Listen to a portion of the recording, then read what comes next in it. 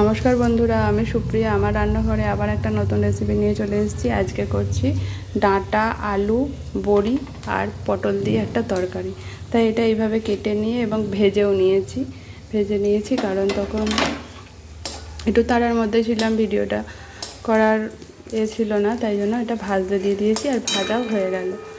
তা ভাজার পরে আমি কি করছি দেখাবো। এই যে সর্ষে আর কাঁচা লঙ্কা একটু বেটে নিয়েছি। তোমরা তো জানো আমি সব সময় সর্ষে জলে গুলে ছেঁকে নিয়ে খাই। আর এটা ছাঁকনিটাও নিয়েছি, ছেঁকে নেবো।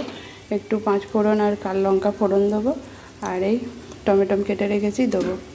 এইভাবেই আজকের এই পটল, ডাঁটা, আলু, বড়ি দিয়ে তরকারিটা করব। এই তরকারিটা খেতে খুব ভালো হয়, বাড়িতে সবাই খেতে ভালোবাসে।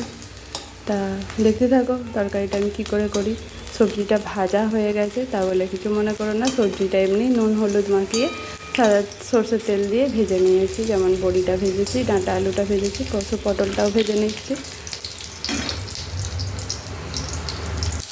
এই দেখো পটলটাও ভাজা হয়ে গেছে। এবার পটলটা আমি তুলে নিচ্ছি। বন্ধুরা, তোমরা আমার রান্নার ভিডিও দেখতে কেমন লাগছে সেটা আমাকে কমেন্টে জানিও। আমাকে সাপোর্ট করো। তোমরা যত আমাকে সাপোর্ট করবে তত আমার ভালো লাগবে, মোটিভেট হবে আরও ভিডিও দেওয়ার, আরও নতুন নতুন রেসিপি দেওয়ার। এই যে লঙ্কায় 5 ফোড়নটা ফোড়ন দিয়ে দিলাম।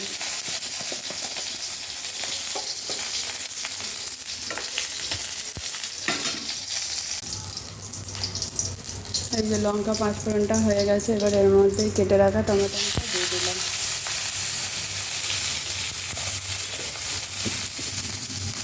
এবার পরিমাণ মতো হলুদ,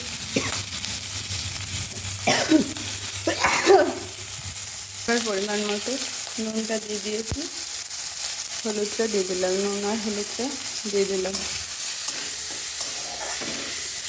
টমেটোটা যাতে নরম হয় তার জন্য নুন হলুদ দেবার পরে একটু চাপাও দিয়ে দিলাম।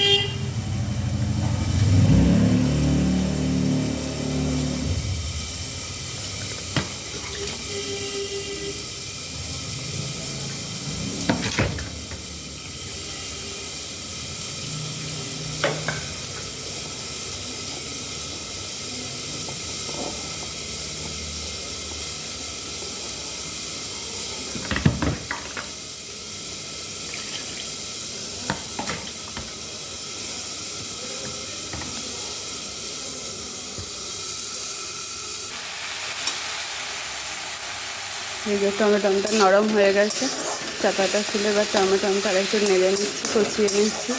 টমেটোর কাঁচা গন্ধটা চলে গেলে তারপরে সবজিটা দিয়ে একটু নেড়ে নিয়ে সর্ষে বাটাটা দিয়ে দেবো। নুন হলুদ দিয়ে চাপা দেওয়ার কারণে টমেটোটা খুব সুন্দর নরম হয়ে গেছে। এবার এই ডাঁটা, আলু, বড়ি, পটল সব একসাথে দিয়ে দিলাম আমি।